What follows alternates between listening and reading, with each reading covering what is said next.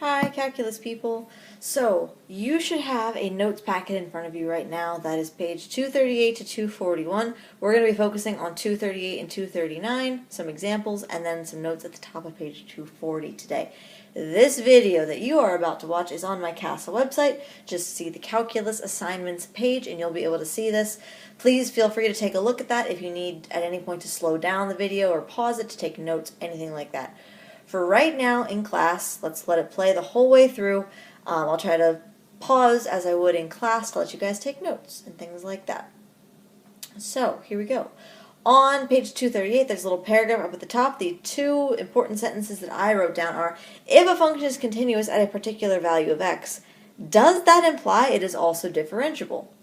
Or, another question, if a function is differentiable, does that mean it must also be continuous? So the idea of does one imply the other, do they both imply each other, question mark? So we're going to figure that out today. So our first example on page 238, we have this function here, the square root of x squared minus 4. We're specifically worried about the x value of 2. They ask you to graph it. Please take a moment, if you have not yet already gotten a graphing calculator, or you can use Desmos on your phone. The graph looks something to this effect. So there's some information, some points, starting at 2 and going to the right, starting at -2 going to the left. There's nothing in the middle, because if we plugged in numbers like that, 0, 1, 1.5, -1, all those, we would get negative values here. Square roots of negatives we know are imaginary numbers, so we're not going to graph those on the real number system. So, is it continuous? Question mark. So we're going to say, no, definitely not continuous. Reason being, there are no points on the interval -2 to 2 not inclusive. So there is a point at -2, there is a point at -2. Another way to say it is that the domain of f of x, and you can describe it in any way you want to. So you could say it's -infinity to -2. -2 is included. Then it jumps back to 2 and goes to infinity. Infinity and -infinity get the parentheses there. So either way, however we want to say it. So is it differentiable? Specifically, can we find the derivative of f prime of 2? So let's see what we can do there. I'm going to do this by hand just to show what it's going to do, just in case the calculator gets a little confused at 2 because it is a discontinuous point. So let's check this out. First, I need the derivative. So I'm going to do 1/2 of x squared minus 4 to the -1/2 power. Then I chain with the derivative of 2x. Cleaning that up a little bit, I see the 2 and the 1/2 cancel, so I am left with x over the square root of x squared minus 4. So before, I was not allowed to use numbers that were not including but between -2 and 2. Here, however, if this is my derivative, if I plug in 2, let's see what happens. F prime of 2, I get 2 over the square root of 2 squared minus 4. I see that I'm actually going to get division by 0 here because I have 2 over the square root of 4 minus 4. So if I have division by 0, that tells me that my derivative does not exist. The derivative does not exist. So, let's take a look at this. Though I have a point at 2, it's definitely not continuous at 2 because I would need something on the left of it and there's nothing there. So this is not continuous and it's also not differentiable. So, okay, let's move on. Let's see what else we can get out of that. So real quick, I'm just going to make a note. Not continuous, not differentiable. Let's keep going. So this guy, again, I already have it graphed there. This essentially is the cube root function, x to the 1/3 power is the cube root function, plus 2. So it's x cubed, but it's like on its side, because now it's the cube root function, not the cubic function. The plus 2, we know, is just going to move it up 2 spaces. So is it continuous? Yeah, there are no breaks in this domain. I can take the cube root of anything. So yes, my domain is all real numbers, so we're good to go. But is it differentiable? Let's find out. I can take the derivative by hand. I'm going to get 1/3. Let me make my notation here. 1/3 x to the negative 2/3 power plus 0. The derivative of 2 is just 0. Now, cleaning this up a little bit, I know that's going to be 1/3. There's my 1/3. Now, x to the negative 2/3, that's going to be in the denominator now, x squared cube rooted. X squared cube rooted. So if that's my derivative, negative numbers are not an issue, and I see that on my graph. Negative numbers, I'm going to be able to find the derivatives there, because squaring it is always going to make it positive anyway. Didn't even actually matter because the cube root of a negative can be done. So I'm allowed to take derivative of anything except 0. So let's see what happens when I plug in 0. F prime of 0, I get 1/3 times the cube root of 0 squared, which I know is 1/0. So this is a good example of it is continuous, but it's not differentiable. Now, it's continuous, but it's not differentiable. How? Like, we see it right there. Now, my sketch is not as good as the actual graph is, but on the actual graph, you should see that there's actually a vertical tangent line at 0. So we kind of know its derivative. Its derivative is a vertical tangent line. But that means, we know that that means the slope is undefined. So we really aren't able to find its derivative because it's undefined. And that right there is called an inflection point. And what that means is the curve changes concavity. We talked about concavity a little bit in class, but not much. So real quick, concavity is when it goes from being scooped up to being scooped down, or vice versa. It doesn't always create a point that is not differentiable like that. It just depends on the orientation. But in this case, I'm going from a scoop up, that's concave up, and now at that point of inflection, now I have scoop down, it is concave downward. So right at that moment, that is the inflection point, and it has a derivative that is undefined because it has a vertical tangent line. So that is called an inflection point. In those moments, it's possible that it's not going to be differentiable, but it is continuous. So let's move on again, see what else we can do. Third example here. Again, take a minute, make sure your graph looks like that. We have x to the 2/3 power plus 2. So again, the plus 2 is what makes it move up to 2. We see this curve, and this is concave downward, hits a point, and then it's concave downward again, but like off to the other side. So is it continuous? Yes. Yes, it is. I know that x to the 2/3 power, I can plug in anything. That's x squared and then cube rooted plus 2. The plus 2 doesn't change the domain. So the cube root of x squared, I can plug in positives, I can plug in negatives. The cube root is very, very nice like that. So yes, it's continuous because the domain is all real numbers. Now, is it differentiable? Let's find out. Taking the derivative by hand, I would get f prime of x is 2/3 x to the negative 1/3 power plus 0. Cleaning that up a little bit, I get 2/3 times the cube root of x.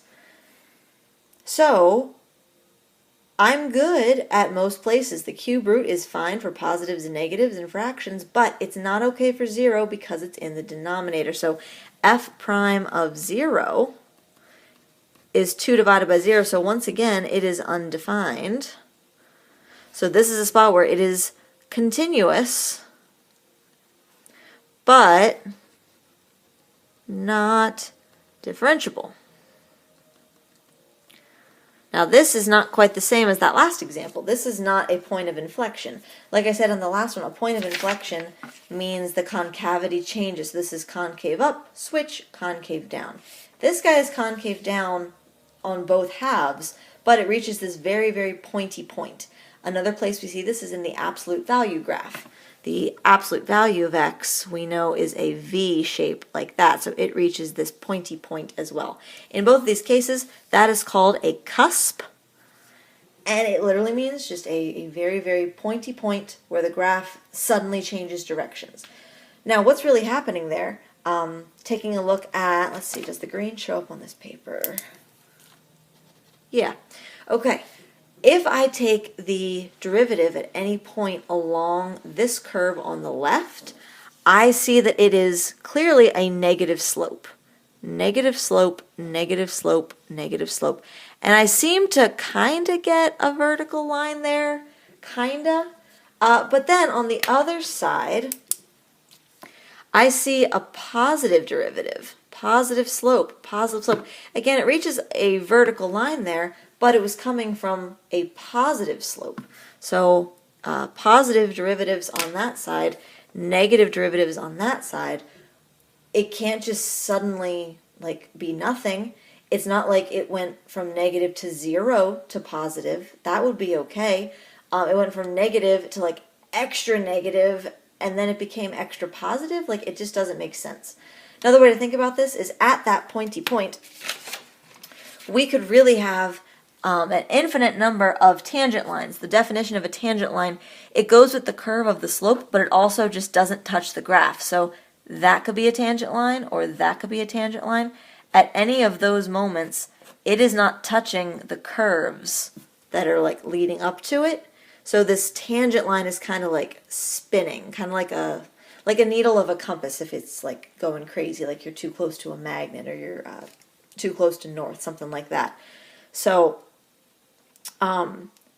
we really can't talk about the derivative. It's either a vertical line, but it also, like, the side to side derivatives don't lead up to the same thing.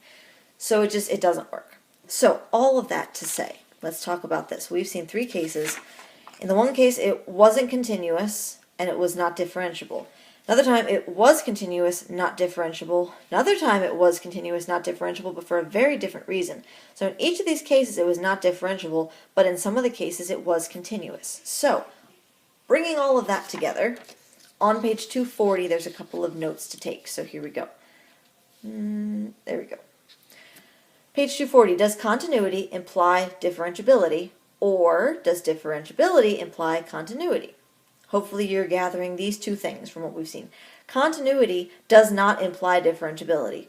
Points of inflection or a cusp, those are places where it's continuous, but the derivative is undefined. So those most recent 2 examples. Continuous, yes, but it was not differentiable. Next point. For a function to be differentiable at an x value, the function must be continuous there to begin with. But again, if it's continuous, that doesn't necessarily mean it's differentiable. But also, in this case here, not continuous, so it's automatically not differentiable because it wasn't continuous at that point. It's continuous to the right of 2, but it's not continuous to the left of 2 because there's literally nothing there. So, not continuous, not differentiable. Or we have these 2 cases, the case of the inflection point where it is continuous, but it's not differentiable, or the case of the cusp that we just saw, continuous but not differentiable. So, last thing on page 240. In order for a function to be differentiable at a value of x, then 2 things must be true. First, it must be continuous at a. We know that means a couple things. Refer back to your notes from like chapter 2 on that one, all about continuity.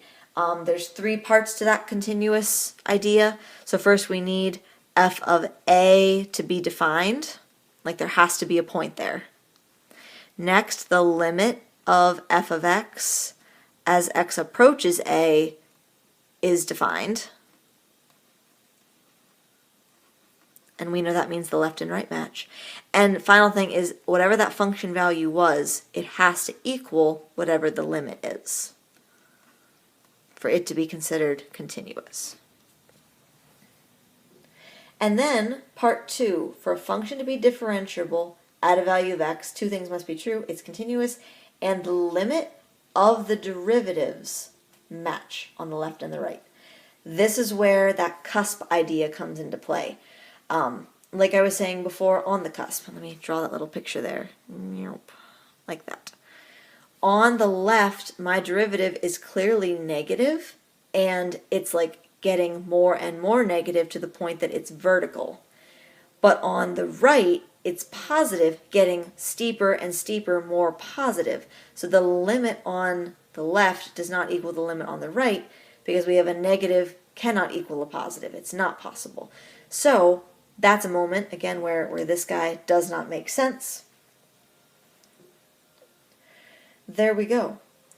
Unlike, unlike an inflection point. An inflection point, we know, like the derivative is going to match, like, well, again, again, the derivative on the left on this example is positive, and it's like so super steep positive, it's almost reaching a vertical. In fact, it does reach a vertical, and then right after that, it goes back to being, positive. But because it crossed through that vertical, we say, well, it's not differentiable because the derivative is so steep, it's undefined. So two different cases there. Again, in the case of the inflection point, it's a vertical tangent line, so we can't really talk about how steep it is. In the example of a cusp, we have the left and right derivatives are not matching. So, all of that to say, talking about continuity and differentiability, you have to be continuous, and the limit of the derivatives has to match. So the derivative on the left has to equal the derivative on the right. So, for the rest of class right now, please take a look at the day 24 homework. That should be a packet that you are given today, day 24. And at this point, you can do 1 and then 5 to 10. We will deal with some more examples tomorrow, and you'll be able to do the rest of the homework. Hooray! This homework is going to be due on Friday. Don't forget about the day 23 homework, which is going to be due tomorrow, which is Wednesday. Take a look at this video on my Castle website if you need it. Slow it down, take the notes, all that good stuff. If you have any questions, I'll be back on Wednesday to answer any of them. Thanks, guys, and if you have any questions, write them down. We can talk on Wednesday. Bye!